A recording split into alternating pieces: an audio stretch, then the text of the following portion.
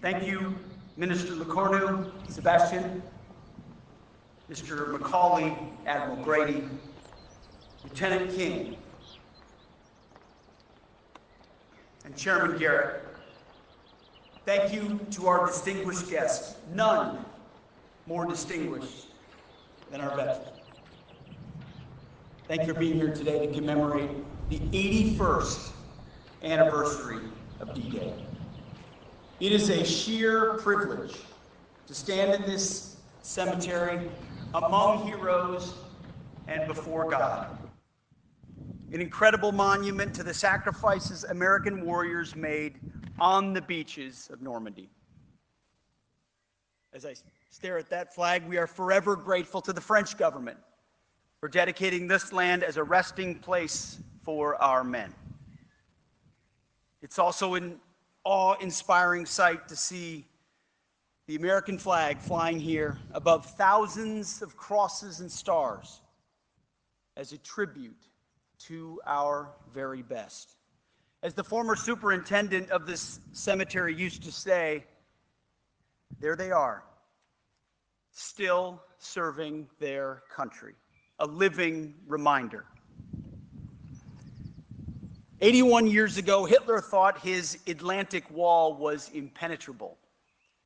Many agreed. He clearly had not met enough Americans. A more daring assault had never been planned.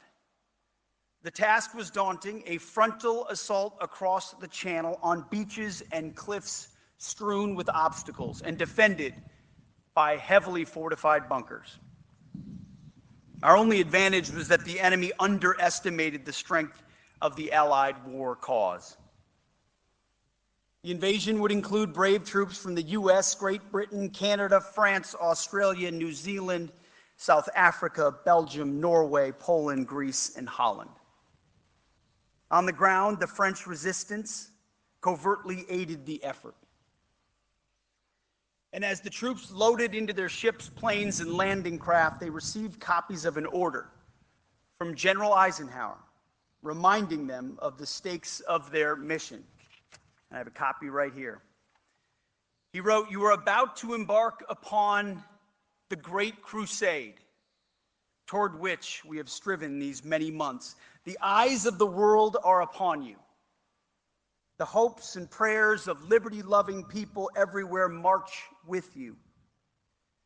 In company with our brave allies and brothers in arms on other fronts, you will bring about the destruction of the German war machine, the elimination of Nazi tyranny over the oppressed peoples of Europe, and security for ourselves in a free world. Your task will not be an easy one." He ends by writing, "And let us all beseech the blessings of Almighty God upon this great and noble undertaking." Now that's a mission statement if I've ever heard one. Those words, along with ceaseless prayers to the Lord Almighty, willed our troops as they pushed off into dark and choppy waters. They prayed, they smoked, they joked, they rode home, they looked at photos. They knew many of them would not make it out alive. And they would have to rely on each other to succeed or to just survive. The assault began quietly before dawn on June the 6th, with radio silence as paratroopers and gliders landed in the early hours. These men flung themselves into the abyss of night, lit only by the fire of German tracers. Later that morning, the greatest amphibious assault in the history of mankind began in full force. Our men pushed through the waves and flung themselves upon the sand. The courage it took to do this is unfathomable. The first groups were decimated. Thousands of young men lost their lives, cut down by the barrage of machine guns and mortars. But they never let up. Our warriors never faltered, God at their backs. As they forced their way inland, the Atlantic wall began to crumble. It is these men and their bravery whom we are here to celebrate and remember. A generation of farmhands and city kids, baseball players and shopkeepers, big towns, small towns, rich, poor, who were forged and hardened in the Great Depression, hard men forged for hard times, ordinary men who mustered extraordinary courage. While every one of the 9,000 Americans buried here are heroes, 3 men here also received the Medal of Honor for their actions in the invasion. And as Sebastian mentioned, one of those was Brigadier General Theodore Roosevelt Jr., the oldest man to land on D-Day at the age of 56. He had to submit a written petition to receive permission because he had a heart condition and arthritis. He had nothing to prove, but he could not stay back while his men met their fate. There were no other generals on the beach that day. When he landed far from his objective, he simply said, "Men, we'll start the war from right here." He organized the troops and made order out of chaos. A month later, his heart gave out, but he had completed his mission, as did every soul buried under one of those markers. You see, war reveals the true character of men, the character of a people. Lead from the front or capitulate and fall out. To walk over or run, if you can, carrying equipment over that open beach as shells and bullets thunder around you again and again, I cannot imagine. Could you do that? Could I? Could we? As we know, we have a number of these warriors with us here today. These men, boys then, were part of those landing forces. They embody the warrior ethos. We have many other men here today who served in France and across the world in that war. To that I can simply say, gentlemen, thank you for your service, for your sacrifice, and for your bravery. That day and those days that followed turned the tide of the war and history itself. In the 2 months after the invasion, the Allies poured more than 2 million troops through the hard-won opening in Normandy. Without Operation Overlord, without the sacrifices of American, French, British, and other Allied powers, we would not have the free world. This day, June the 6th, is the price of freedom. We remember the losses. We celebrate the victories. We rededicate ourselves to the fight for liberty, security, and peace. And again, we should ask ourselves, could I do what they did? Could you? Could we? Could our kids? Do we produce such men? How do we produce such Americans?